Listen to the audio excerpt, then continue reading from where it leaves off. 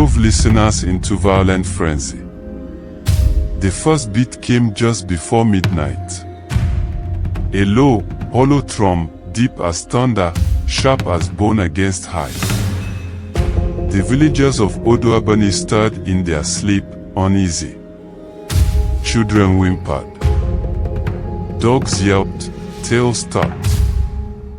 An elder sat bolt upright in her hut, whispering a prayer. For she knew the sacred drum of the ancestors was not to be touched.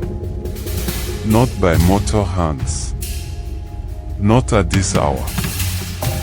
But still it beat. Once. Twice. 3 times. By the 4th, men began to scream in their dreams. Their bodies thrashed against the matting.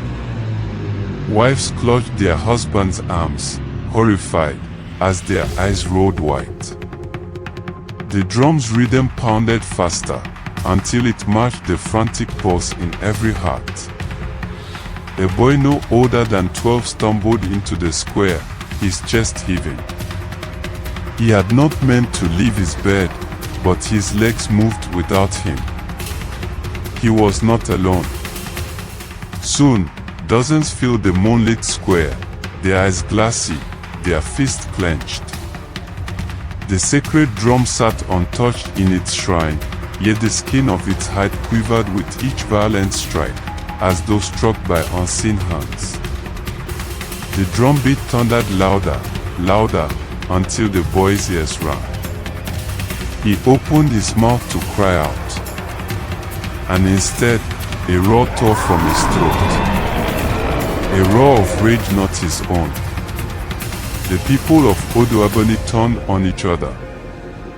Hollow drum. At dawn, silence cloaked the village.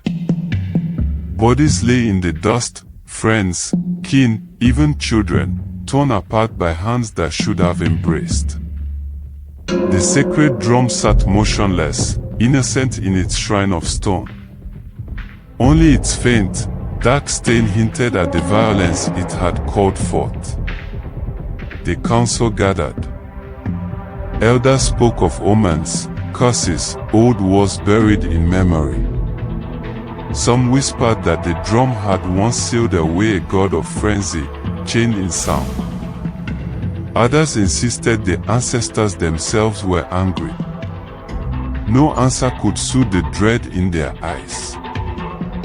Young Nnaji, the drumkeeper's apprentice, watched from the shadows. He alone had heard something beyond the drum. Beneath its booming, there was a second rhythm, soft, steady, like a pulse.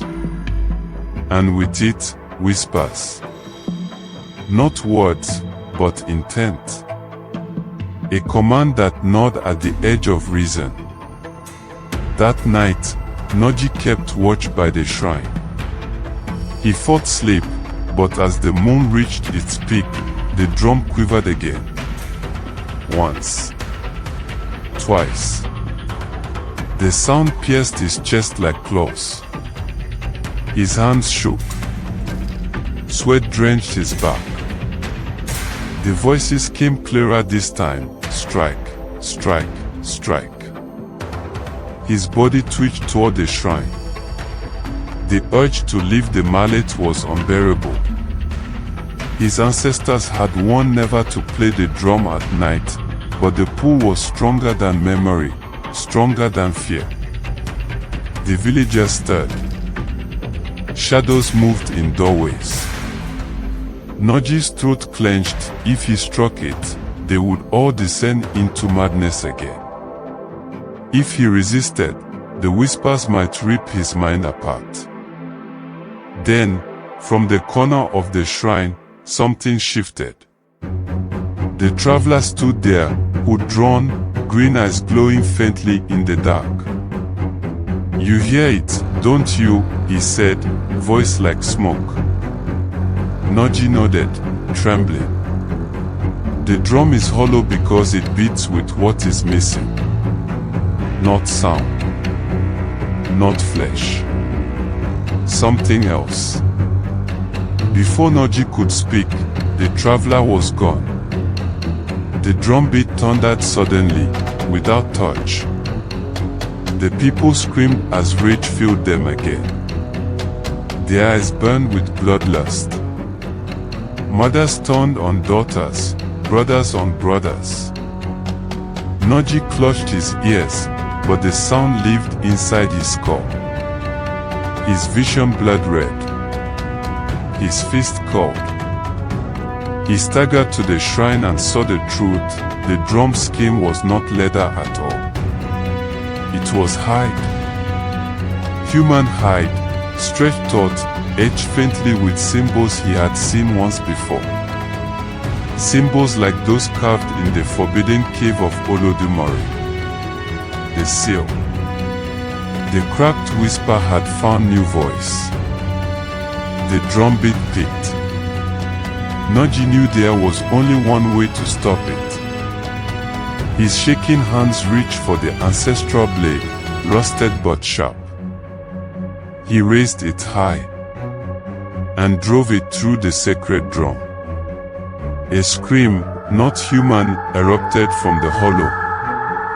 The people fell to the earth, unconscious, as the drum split open, spilling not dust, but black smoke that twisted into the night sky. By dawn, silence returned to Odo-Abeni. The villagers awoke with no memory of their slaughter, only the grief of the dead around them. They wept. They buried. They cursed. Nnaji sat before the ruined drum, its hollow cracked open, its symbol still faintly glowing. The elders declared the shrine cursed, forbidding anyone to rebuild it. Yet Nnaji could still hear it. Not loud anymore. Just a faint pulse, behind his ears, like a second heartbeat. The traveler's words haunted him. It beats with what is missing. And he feared what had been released. Moral. Some drums are not meant to summon music, but war. And once played, they never fall silent.